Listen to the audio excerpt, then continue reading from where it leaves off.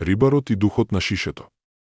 Елијас беше човек исткаен од сол и сонце, рацете му беа извиткани како старо јаже, очите му беа во боја на длабокото, немирно море.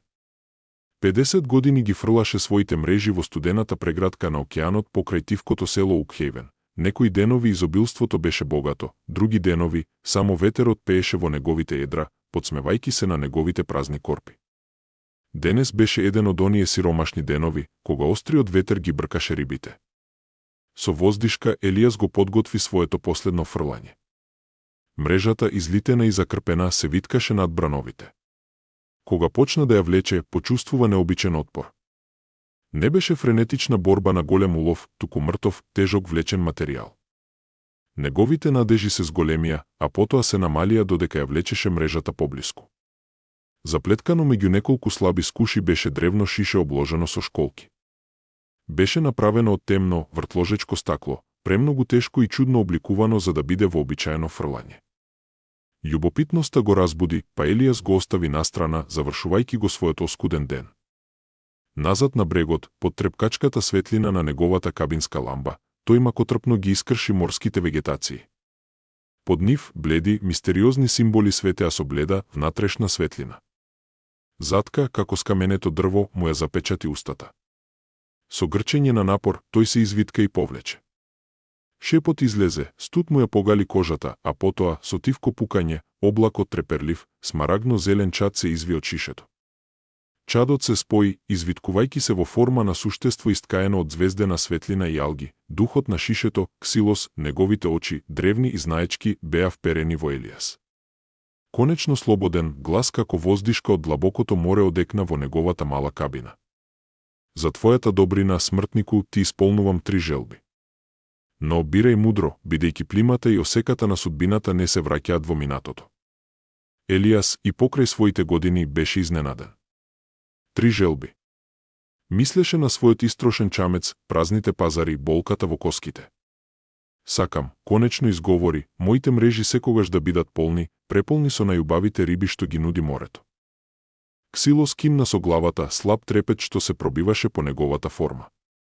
Така нека биде. Следното утро, мрежата на Елијас се наведнуваше со толку колосален улов, неговиот чамец речиси се превртуваше. Ден по ден истото.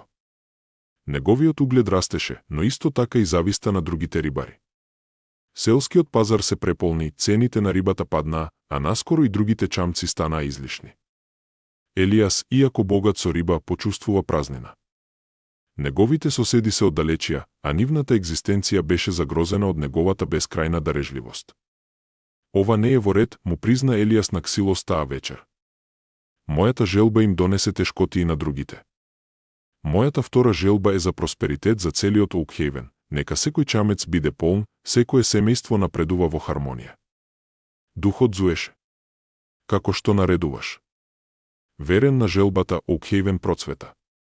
Морињата врие од риби за сите, трговците се собираа кон преполните докови, а нови домови никнуваа. Но со просперитетот дојдоа толпи, бучава и странци. Тивкиот шарм беше изгубен. Едноставното, искрено другарство на старите рибари беше заменето со сурова конкуренција од поголемите бродови влечени од изобилството. Елијас се најде себе си како копнее по тихата осаменост на своите стари, предизвикувачки денови. Тој го побара Ксилос, моите желби, се жалеше Елијас, тие носат голема промена, но не и задоволство. Се што сакав беше мир, а наоѓам само поинаков вид борба. Тој го погледна духот со уморни очи. За моја последна желба, Ксилос, ве молам да се врати како што беше пред да го најдам твоето шише. Нека Укхејвен биде Укхејвен, а јас да бидам Елијас, рибарот, со неговите добри и лоши денови. И нека ти, Ксилос, бидеш навистина слободен, никогаш повеќе да не бидеш заробен. Длабока тишина ја исполни малата колиба. Фигурата на Ксилос јаеше посветло од кога било досега, а потоа полека почна да исчезнува. Посакуваше вистинска слобода, смртнику, одекнуваше неговиот глас, потивок, исполнет со длабока благодарност. Не само за мене, туку и за твојот собствен дух. Нежен налет на ветер ја зафати колибата, мирисајки на сол и далечен дожд. Кога Елијас ги отвори очите, шишето го немаш.